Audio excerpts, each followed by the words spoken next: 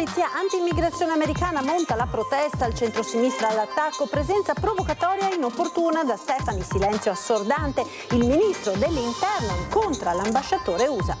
È tornato a casa Antonio Menegon, l'ingegnere dei Velox di cui non si avevano più notizie dal 3 gennaio, lo abbiamo incontrato stamattina. Gli autovelox con il mio allontanamento c'entrano in parte. La sua foto, sdraiato per ore sul pavimento della sala d'attesa del pronto soccorso di Senigallia, aveva fatto il giro d'Italia. Il trevigiano Franco Amoroso, 60 anni, malato oncologico, si è spento nella sua abitazione. Paura a Chievo per 2 sorelline di 4 e 5 anni travolte sulle strisce pedonali mentre andavano alla scuola materna con il nonno ed il fratello ad investirle. Un 22enne, le piccole non sono gravi. Ancora furti in abitazione nell'Alta Padovana, l'ultimo colpo a casa di un imprenditore, era pronto ad affrontare i ladri con un'ascia. Valanga in mattinata a Sella Nevea, travolti 2 sci alpinisti sloveni di 32 anni che riescono a liberarsi dalla neve prima dell'arrivo dei soccorritori. Perturbazione in arrivo, dichiarata dalla Protezione Civile l'allerta gialla per nevicate in montagna e forti piogge su prealpi e pianura. Attenzione a Piave e Sile. Celebrata in Veneto la giornata in memoria delle vittime della Shoah, Stefani e Zaia al ghetto di Venezia, l'allarme della comunità ebraica, antisemitismo crescente. Buonasera e ben ritrovati con l'edizione del Veneto dei nostri telegiornali. Questi i titoli, ma apriamo subito con il sondaggio di oggi che è dedicato alle province. Dopo quanto accaduto in Friuli, Venezia, Giulia, vi chiediamo di dire la vostra su questo tema. Le province devono tornare elettive? Se per voi la risposta è sì, fate uno squillo gratuito al numero che vedete sulla barra di colore verde. Se per voi la risposta è no, ovviamente il numero è quello sulla barra di colore rosso. Come sempre l'esito del nostro sondaggio verrà reso noto nel corso di Ring, in onda in diretta a partire dalle 21. Dunque avete sentito, è un tema del quale si sta molto dibattendo in queste ultime ore. La conferma è arrivata dalla stessa ambasciata americana che ha smentito il Viminale. La polizia anti-immigrazione coinvolta nelle violenze in Minnesota sarà alle Olimpiadi di Milano Cortina. Intanto il clima politico nel nostro paese si fa incandescente. Non bisogna strumentalizzare le cose, la presenza dell'AIS, bisogna vedere quali sono le competenze dell'AIS. Se verranno per collaborare non in mezzo alla strada, ma collaborare con la polizia, come si fanno, verranno le polizie di altri paesi del mondo, perché quando c'è un grande evento bisogna avere una collaborazione internazionale fra le polizie. Il resto è tutta una strumentalizzazione. Strumentalizzazione o no, la notizia è stata confermata dopo giorni di mezzi passi avanti e dietro front, e a farlo è stata clamorosamente la stessa ambasciata americana, smentendo di fatto il Viminale. L'AIS, la polizia USA anti-immigrazione, protagonista delle tensioni e delle violenze del Minnesota, sarà in servizio alle Olimpiadi di Milano Cortina 2026. La Farnesina con il ministro Tajani cerca di circoscrivere il suo raggio d'azione, per qualcuno una corsa ai ripari. Un conto è la sicurezza fisica di Vance e di Rubio, un conto è la sicurezza generale dell'evento.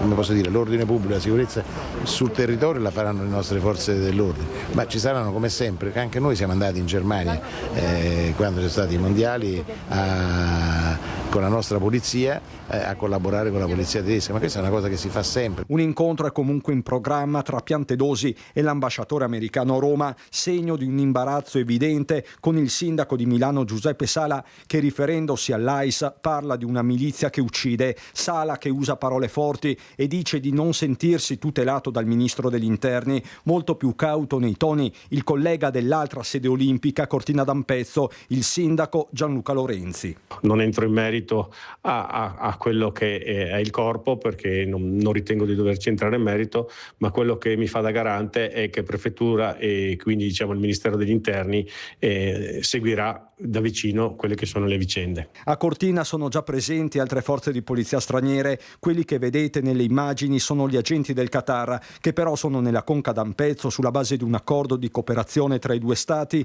formalizzato lo scorso settembre durante la visita dello stesso Piantedosi nel paese guidato dallo sceicco Khalifa bin Ahmad Al Thani. L'AIS al momento sembra tutta un'altra storia. Anche nel centrodestra c'è chi è perplesso. Maurizio Lupi, leader di Noi Moderati, parla di presenza inopportuna e superflua. Intanto la mobilitazione delle opposizioni riguarda Europa, Roma, Venezia, con richieste di chiarimenti ufficiali in tutte le sedi istituzionali. Le milizie di Trump che sparano per strada a gente inerme qui in Italia non le vogliamo, e sarebbe paradossale affidare a questi che spargono il terrore tra i cittadini un ruolo, qualunque esso sia, di sicurezza nel nostro paese. E se Giorgia Meloni su questo non riesce a tenere la schiena dritta, significa che abbiamo un grande problema. Il governo italiano clamorosamente smentito dagli americani, l'AIS sarà in Italia, è una vergogna, si intervenga subito per impedire che una banda di tagliagole possa operare sul nostro territorio. Riteniamo assolutamente inopportuna e provocatoria la presenza di agenti AIS per la tutela della sicurezza della delegazione statunitense alle prossime Olimpiadi. Per questo abbiamo chiesto alla Giunta regionale di fare chiarezza su questo aspetto. È necessario ed è una questione di trasparenza e di sicurezza per il nostro territorio. È tornato a casa Antonio Menegon, l'ingegnere dei Velox, sparito dal 3 di gennaio. L'abbiamo incontrato stamattina. Possiamo chiederle solo se sta bene, ingegnere? Sì, sto bene, sto bene. Possiamo chiederle le ragioni del suo allontanamento? Ho detto che riferirò successivamente e casomai adesso vediamo con quelli che hanno seguito con me la vicenda degli autovelox e vediamo cosa intendono fare anche loro. Nessuna spiegazione su questi 24 giorni di buio, almeno per ora. Accetta di parlare brevemente al nostro microfono Antonio Menegon, l'ingegnere 78enne, esperto di Velox e consulente della Procura di Cosenza, che aveva fatto perdere le sue tracce il 3 gennaio. Si era allontanato dal suo studio Galleria d'Arte di Rosà senza cellulare, chiavi, senza PC. È stato lui stesso a contattare i carabinieri. Li ha chiamati da questo bar di Ancignano di Sandrigo ieri sera poco prima delle 20. Era arrivato intorno alle 18, ha ordinato una brioche, un cappuccino al titolare e dopo un po' gli ha chiesto il telefono. Sono Antonio Menegon, l'ingegnere scomparso. Dopo essere stato sentito, l'ingegner Menegon ha potuto riabbracciare la sorella Gigliola, che aveva lanciato per giorni disperati appelli. Allontanamento volontario, così la nota dei carabinieri. Ma su queste 3 settimane di blackout le indagini non sono finite. Dove è stato in queste 3 settimane, ingegnere? Ho già esaurito quello che dovevo dirvi. Le domande giuste me le fate, perché altrimenti guardiamo sempre il dito senza guardare la luna. Ho pubblicato 2 libri su Kindle di Amazon. Andateveli a leggere e poi mi fate le domande giuste. Io vi risponderò volentieri. D'accordo? Grazie. Grazie, ingegnere.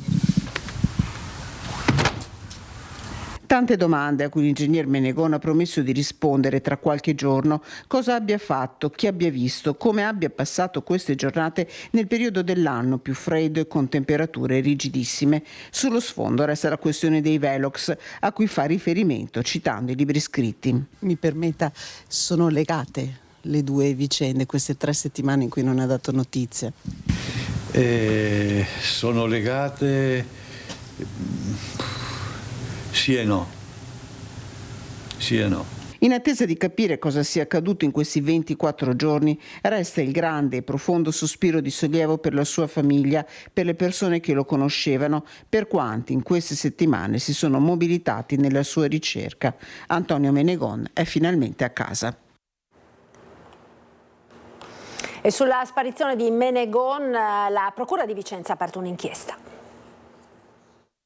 È una notizia che tutto il Bassanese attendeva, quella del ritorno a casa di Antonio Menegon. Qui l'ingegnere è molto noto per la sua rigorosa e talvolta spinosa attività sui Velox. Felice tra gli altri Antonio Tognoni, che ne aveva denunciato a inizio gennaio la scomparsa. Siamo lieti di aver scoperto che finalmente è sano e salvo, si trova, mi pare, a casa sua. Ecco, noi però questo, il motivo per cui lui si è allontanato è ancora un po' per noi ancora ignoto. Diciamo che lui è una persona che tiene tantissimo al diritto della legalità, ecco, diciamo questo, però i motivi per cui lo hanno indotto ad allontanarsi così improvvisamente, in questa maniera, non non lo sappiamo. Paladino di tante battaglie contro i Velux irregolari e consulente della Procura di Cosenza, fino a poche ore fa era grande il timore che l'allontanamento non fosse stato volontario. Ne aveva mai temuto il peggio.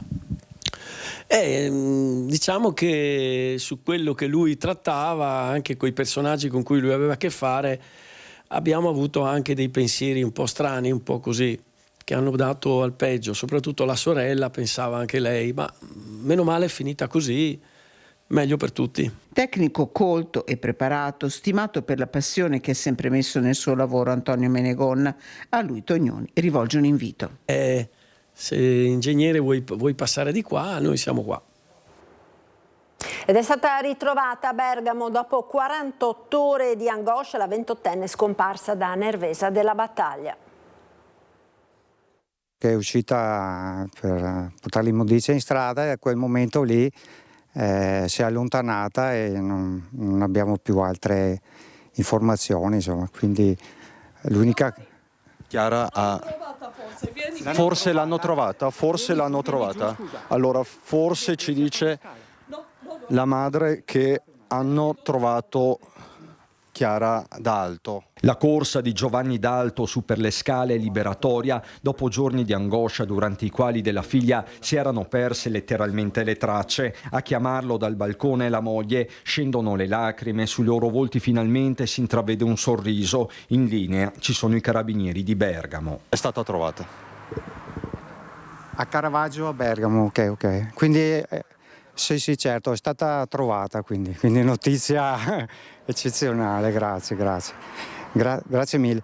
È la cronaca di una buona notizia. Mentre siamo collegati in diretta con il Focus TG del direttore Luigi Baccialli, papà Giovanni stava lanciando un appello per ritrovare la sua Chiara, 28 anni, un passato e un presente di fragilità e momenti bui. Non era la prima volta che la giovane si allontanava da casa. Per Chiara si stavano mobilitando in tanti. Dopo la denuncia di scomparsa, la stessa prefettura aveva diramato l'allerta. Carabinieri e polizia locale stavano visionando le telecamere, non solo a Nervesa della Battaglia. Dal signor Giovanni parte comunque un appello perché ci si prenda cura delle persone con difficoltà. Tutto può aiutare le famiglie con persone fragili a carico. Di non voltarsi dall'altra parte o di non far finta di non vedere, insomma, che non sia successo niente. Se ci sono persone in difficoltà, fatevi avanti. Fatevi avanti e cercate di avvisare subito le forze dell'ordine. Ci appelliamo anche alle istituzioni che possano compensare questi momenti nostri di mancanza, insomma. Ma questa è la giornata dell'abbraccio, quello che pone fine a quasi 48 ore di angoscia. E quindi adesso andiamo a riprendercela. Scusate, La sua foto sdraiato per ore sul pavimento della sala d'attesa del pronto soccorso di Senigallia aveva fatto il giro d'Italia, immagine simbolo delle carenze del sistema sanitario, visto che per lui, malato oncologico, con accanto la sacca del catetere non c'era neppure una barella. Franco Amoroso, trevigiano, residente nella città della Costa Marchigiana, è morto ieri pomeriggio nella sua casa con accanto la moglie Cecilia, aveva 60 anni. 2 bambine di 4 e 5 anni sono state investite da un'auto a Verona mentre stavano attraversando la strada assieme al fratello e al nonno per recarsi alla scuola dell'infanzia. L'incidente è avvenuto questa mattina poco dopo le 8:30 a Chievo. Le 2 bimbe sono state investite da una Smart guidata da un 22enne mentre attraversavano sulle strisce pedonali. I sanitari del 118 accorsi sul posto hanno trasportato una delle bimbe all'ospedale Borgo Trento, mentre la sorella è stata accompagnata dal papà al pronto soccorso pediatrico per ulteriori accertamenti medici. Ed ora andiamo in Friuli Venezia Giulia con la valanga che si è verificata a Sella Nevea. Un momento di innevamento che è andato a sovrapporsi a quello storico di questo inverno e ha provocato degli stacchi durante il percorso che questi che questi sciatori hanno deciso di affrontare. Per fortuna nessuno si è fatto male, ma paura e apprensione sono state notevoli verso le 11:30 quando è giunta una segnalazione alla Sores di una valanga a Sella Nevea. Subito sono stati mobilitati i tecnici della stazione di Cave del Predil, del soccorso alpino, Guardia di Finanza, unità cinofile, 3 elicotteri, 2 dell'elisoccorso regionale e 1 con il dispositivo per la ricerca di sepolti da valanga. Dalle prime informazioni sembrava ci fossero delle persone rimaste sotto. Si è scoperto poi che le persone in questione erano 2 uomini di nazionalità slovena di 33 e 59 anni. Si trovavano sotto il monte Bilapec quando sono stati travolti da un distaccamento di neve al centro del canale che sale verso Sella Ursic. Uno dei 2 è stato trascinato per un centinaio di metri. Ha avuto la lucidità di attivare l'airbag antivalanga che gli ha permesso, nonostante fosse stato sepolto dalla neve, di essere rintracciabile dal compagno di escursione, il quale lo ha localizzato e ha scavato per tirarlo fuori. I 2, abbandonati gli sci, hanno poi raggiunto il rifugio Gilberti, dove il personale sanitario li ha presi in carico. Non ci sono stati ricoveri. Il percorso è molto battuto dagli sci alpinisti. Il sindaco di Chiusaforte, Fuccaro, ricorda l'importanza di consultare e prendere in considerazione il bollettino valanghe che per la giornata dava rischio marcato.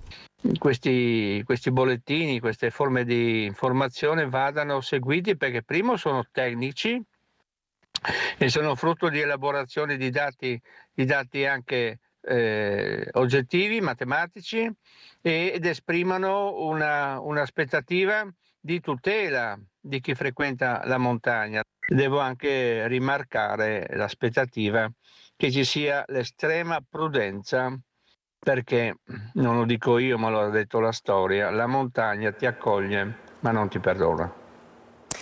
Ed è previsto maltempo per le prossime ore. La Protezione Civile del Veneto ha dichiarato allerta per nevicate dalla mezzanotte di oggi fino alle 8 di giovedì. In montagna previste precipitazioni abbondanti in pianura, rischio idrogeologico ed idraulico dalle 8 di domani alle 14 di giovedì nella zona del Basso Piave e del Sile. Ed ancora cronaca con ancora furti nell'Alta Padovana. Siamo usciti io e lei a mangiare una pizza e la vicina di casa ha avvisato lei che sentiva dei rumori strani e siamo corsi a casa di corsa.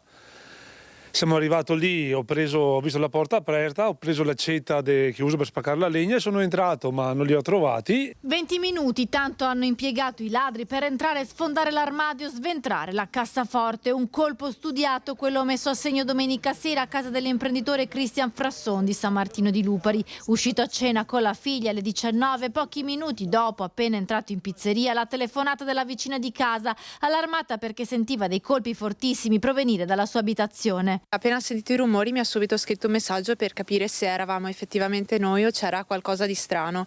Quando abbiamo capito che c'era effettivamente qualcuno, aveva la camera adiacente a quella di mio papà, quindi appena sentito il rumore ha subito pensato che era qualcosa di strano e ci ha avvisati subito. Frasson torna a casa e vede la porta aperta, non esita a prendere l'ascia. Se lo trovavo davanti, non perdona, non perdona.